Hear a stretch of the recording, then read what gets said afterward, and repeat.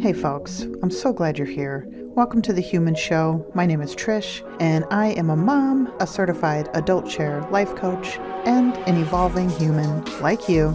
And my intention is to raise the vibration of the planet by helping to expand the emotional intelligence of as many people as possible. I am here to hold space and share wisdom in support of your personal evolution. I know the path can sometimes be dark, so let's carry a light for each other and find our way. Here we go.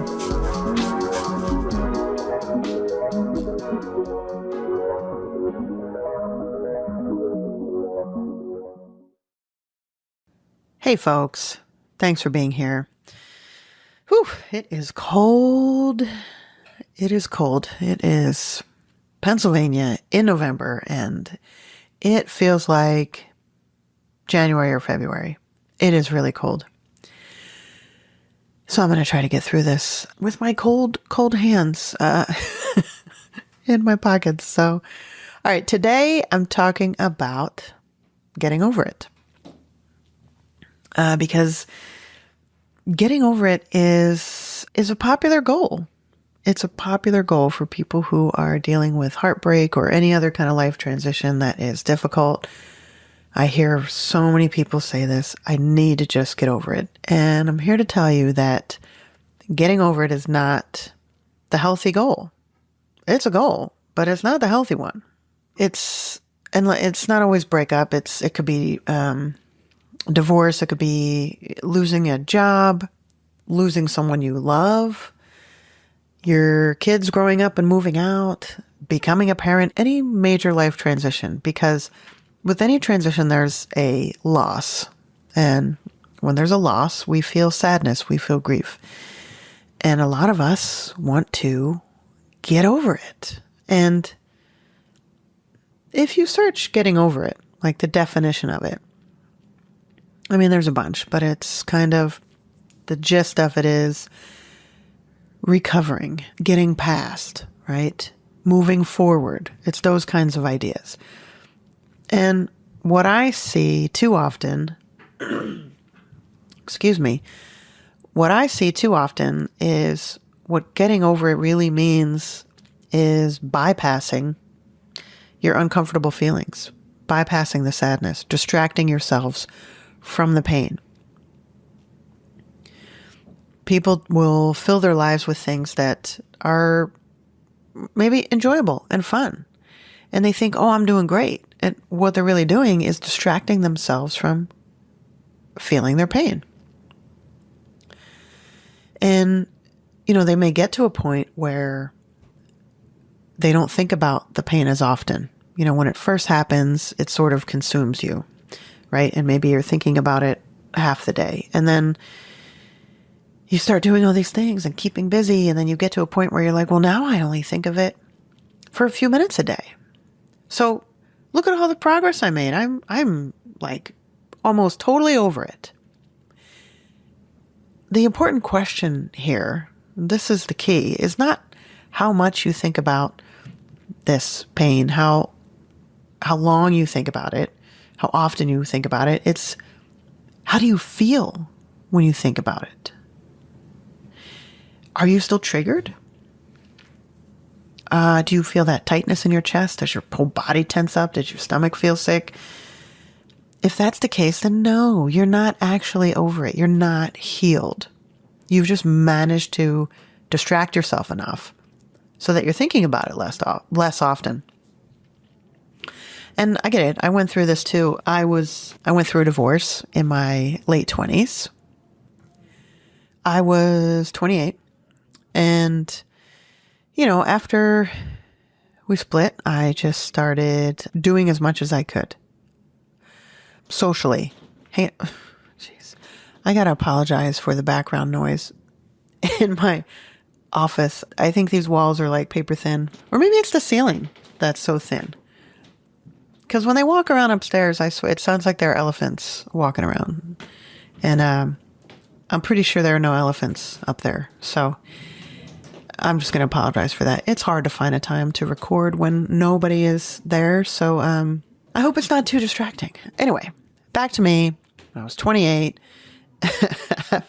after getting divorced. And I got really good at distracting myself from my pain. I was like keeping busy. I was finding new hobbies. I was joining things and making friends. And it was just like, look at me, I'm doing so great. And, at the time I had little to no self-awareness. I had no emotional intelligence. I didn't know what I didn't know. So what I can see now is that I wasn't healing. I was just running. I was running away from the uncomfortable feelings. And that's what so many of us do. This is so common. And sometimes years go by. Let's say after a breakup, years go by. You're even with a new person and you might be in a new relationship and feel really happy. And then somebody mentions your ex's name and you're triggered. Okay? That means you're not truly over it. You still have some work to do. You still have some wounds that are not healed. And, I want to remind you that there is no set timeline here.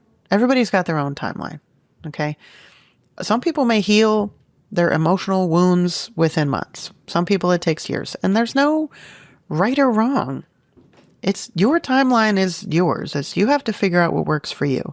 What's most important is that you are paying attention to your healing and not just being focused on distraction. And like I said, it is not just about breakups. It's any life transition because, like I said, when you are in transition, that means that you have lost something. And that's hard. When we experience loss, we experience grief on some level. And grief can be really freaking uncomfortable. And what do we do when we feel uncomfortable? We want to get the hell out of there. We want to run for the hills. We don't want to be uncomfortable. So we find distractions. We keep ourselves busy, right? Because we don't want to feel that uncomfortable emotion.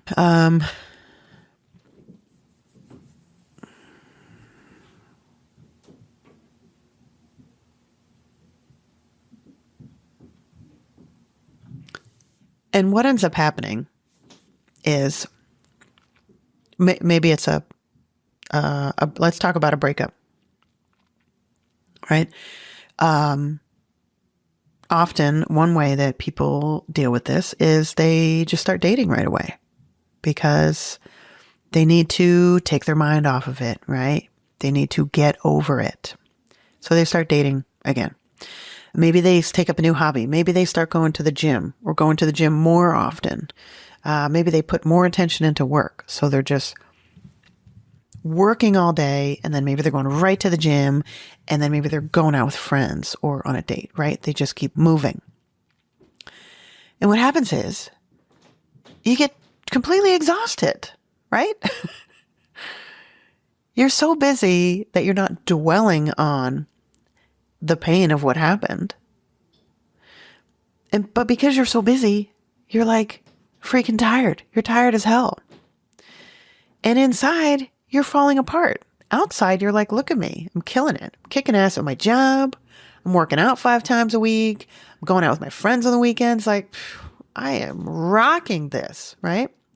But inside, you're falling apart because all you're doing is running from the pain because you're so afraid to feel it. And all that running, it's exhausting.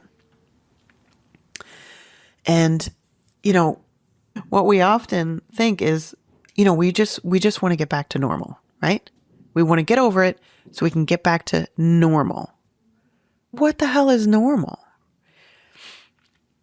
For some people, they think, well, I want to get back to the way I was before this happened. It's not going to happen. That person does not exist anymore. You cannot go back. This experience has changed you. You can't unchange yourself. No, cut that. You can't erase the experience. You can't pretend it didn't happen. And really, it's not healthy to want to go back to who you were. Because now you have more self-awareness, okay? You're learning, you're developing, and you have, between the time you were back then to who you are now, you have grown, you have developed. And the goal is not to erase this bad experience. The goal is to integrate it, let it become part of your story without letting it define you. Bad experiences are part of your story. Often we don't like to talk about them, right? Because of the painful memories. They're still part of your story. And trying to erase it or deny it or suppress it is not healthy. And that will catch up with you. And for a lot of us, we're afraid to let it catch up with us because we're afraid of those feelings. We're afraid we will be consumed, right, by this sadness, this grief. We're afraid we'll be destroyed by it. And I do think that's a valid fear. Depression is a real thing. And getting stuck in your low vibration emotions, it is a risk. Here's what I want you to hear. Avoiding the pain is what's really hurting you. That's what's holding you back. It's not the pain that's going to hold you back. It's avoiding the pain that is holding you back. Feeling it is what is going to help you heal. Feeling it is what is going to help you move forward. And I get that you're afraid of what will happen if you feel it, if you won't be able to get out of it. Like I said, that's a legit fear. If you spend your entire life running from this pain, you will never be fulfilled. You will never be truly happy. Okay, the only way to heal and really live a fulfilled, purposeful, truly happy life is to face your pain, because that's the only way it'll heal. Oh, before I forget. Who said that? Who said that? Who said that? Who said that? Who said that? Who said that? Who said that? Who said that?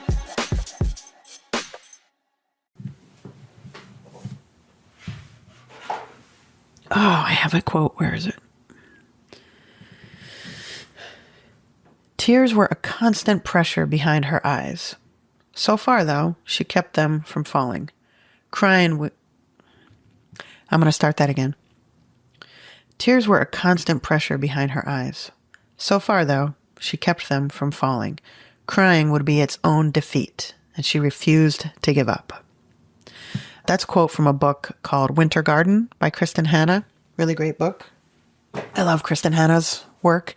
Anyway, that quote I thought was appropriate here because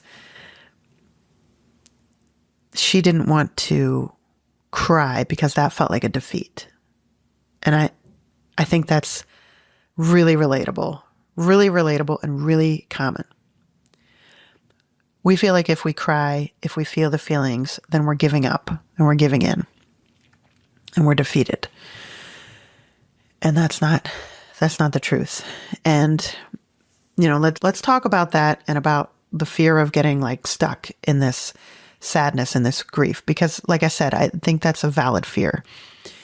And listen, here's the important thing. You can feel your feelings. And you need to if you want to heal. Just don't pitch a tent. As my dear friend Teresa says, don't pitch a tent. Feel your feelings, sit in your emotions, but don't pitch a tent, which means don't stay there. Don't stay in it.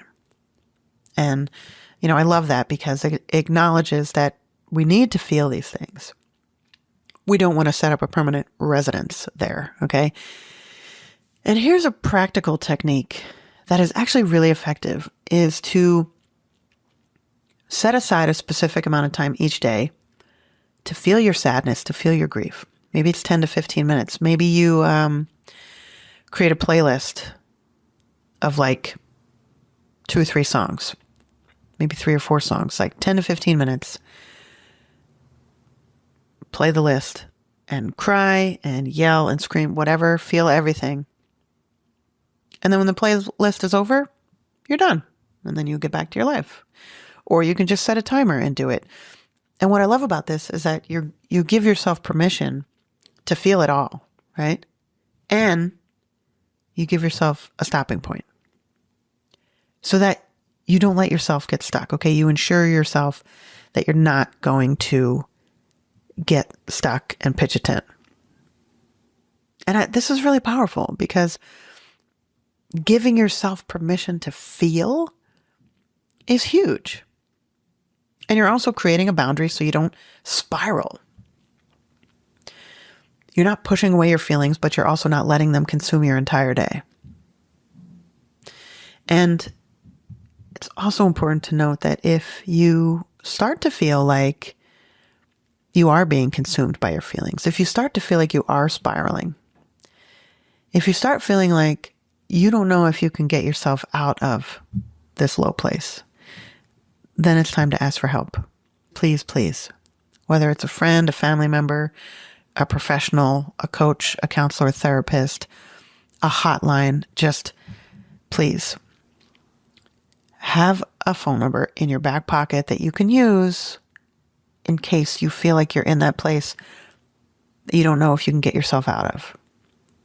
A lot of us are so afraid to ask for help. We want to do it all on our own. We're ashamed to ask for help. And it's so crazy that there's so much shame around asking for help, right? So much shame around not being able to get through it on your own. And that's bullshit. There's no shame in that. We're humans. We are wired for connection. We weren't meant to do this life alone. And I love to talk about community. We heal in community. We don't heal in isolation. And community doesn't have to be 10 people. You don't have to have this huge group of friends. You can have one person. At least have one person, okay, that you can trust, that you can talk to. And if you feel like you're not sure you can get yourself out of your low emotions, it's time to ask for help, okay? And it's one of the hardest things as humans seems to be asking for help. And it's also one of the most powerful things we can do. Let's talk about avoidance because that kind of goes hand in hand with distraction. You know, here's some signs that you might be stuck in avoidance mode. You can't be alone with your thoughts, right? You need some kind of constant noise or distraction. You need the TV on all the time. You need music on all the time. You need a podcast or an audiobook. You need like something on all the time. Every time you get in a car, you put the radio on, like there's never quiet. Because if it's quiet, you might start thinking about things and then you might start feeling sad. And that's not allowed, right? So we got to just keep the noise going. Another sign is that you're overscheduling yourself. And then you're exhausted. When you tell everybody I'm fine, when really you're getting headaches, or maybe you're having like digestive issues, or you're just fatigued, right? Or you're getting sick frequently. You're telling everybody you're fine, right? Because you're keeping busy and you're going to work and you're doing all the things, but physically you feel lousy. So if any of these resonate, then it's time to slow down and just take a minute, take a beat, and ask yourself, what am I running from? Because there's something you're avoiding. And all right, so when I started this, like I said, getting over it is not the healthy goal. So what is? To me, the healthy goal is growth. And here's a difference. And here's the difference. Getting over it focuses on minimizing how much you think about the painful experience. It focuses on moving on as quickly as possible. Getting over it focuses on proving to other people that you're fine, right? And it focuses on hitting these external goals like a new relationship or a new job or a new apartment, right? It's forgetting about and moving past it. Whereas growth focuses on processing what you're feeling, moving through it at your own pace, accepting where you are, and focusing on internal shifts, internal goals like more self-awareness, better boundaries, like clear values. It's about integrating the painful experience, using it, and moving forward with this experience as part of your story. See the difference? So what does growth look like? Well, like, how do you know you're healing and not just distracting yourself? Growth looks like being able to think about the painful experience without like totally falling into these low vibration emotions. Okay. It means thinking about it without getting triggered. And you can think about it and feel like, oh, I miss that. Or, you can feel sad about it, but you're not triggered. You're not thrown back into that pain. Okay. Growth looks like learning something about yourself that maybe you didn't know before. Maybe you learned more about boundaries. Maybe you learned what you actually want in a relationship. Maybe you learned something about patterns that started in childhood. Growth is learning, and growth is developing new skills. Maybe you're improving your communication. Maybe you are setting better boundaries or setting boundaries at all. Maybe you have more self-awareness. That's growth. Okay. Growth is having more capacity for difficult emotions in general, not just about this situation, but, any unpleasant, unwanted experience, right? Growth is learning how to sit in the discomfort, learning how to feel your feelings so that you can move through them and not suppress them, right? And growth is also being able to recognize this for others and having empathy for others who are going through something difficult. Because you've been there, you know what it feels like, okay? Growth is being able to hold space for others who are moving through their own painful stuff. Growth looks like a shift from, why did this happen to me? To, what can I learn here? What is this experience here to teach me? How can I learn from this? Okay. That's growth. And growth is not wanting to go back to who you were before. Growth is appreciating who you are becoming and being curious about that and embracing it, right? Embracing that person. Okay. Where do I want to go next?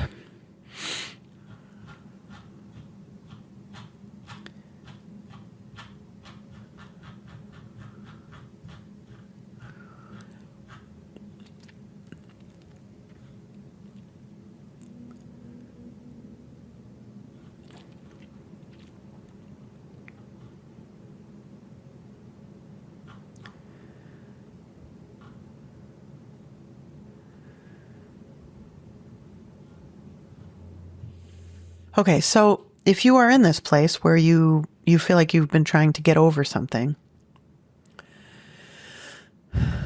and now you're realizing, okay, that's not healthy. I want to be more healthy. I want to grow. So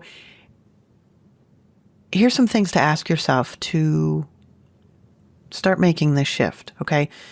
Instead of asking yourself, how can I get over this?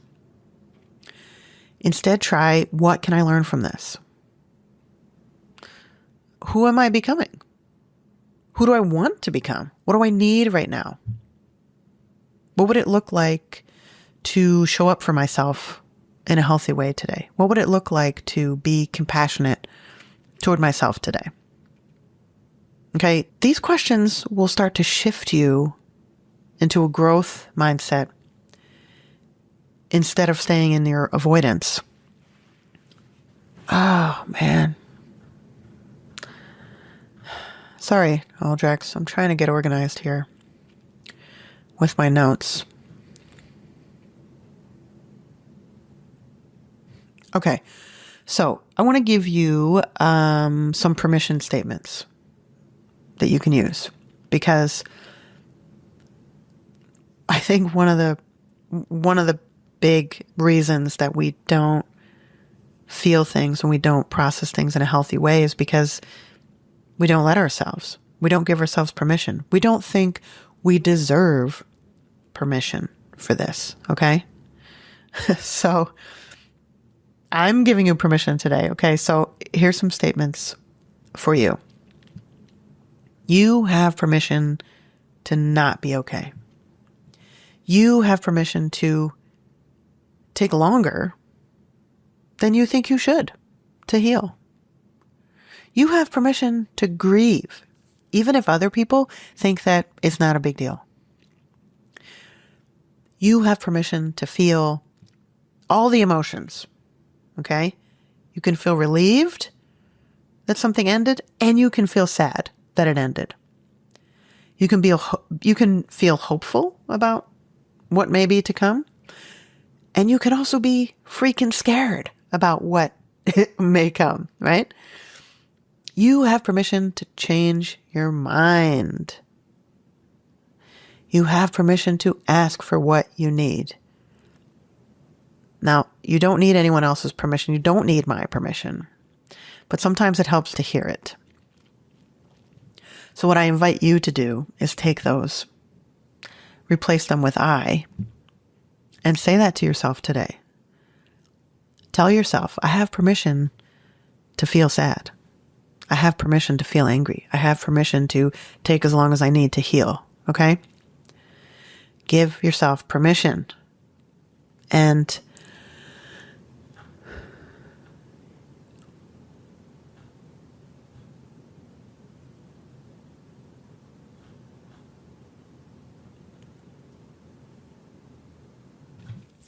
okay, here's what I would like you to take away from this episode. Most importantly, the goal is not getting over it. The goal is growth. And when you choose growth, that's brave, and it's authentic and sustainable. Because let me tell you, trying to get over it and avoiding and distracting, that is not sustainable. It will, sooner or later, bring you down, okay?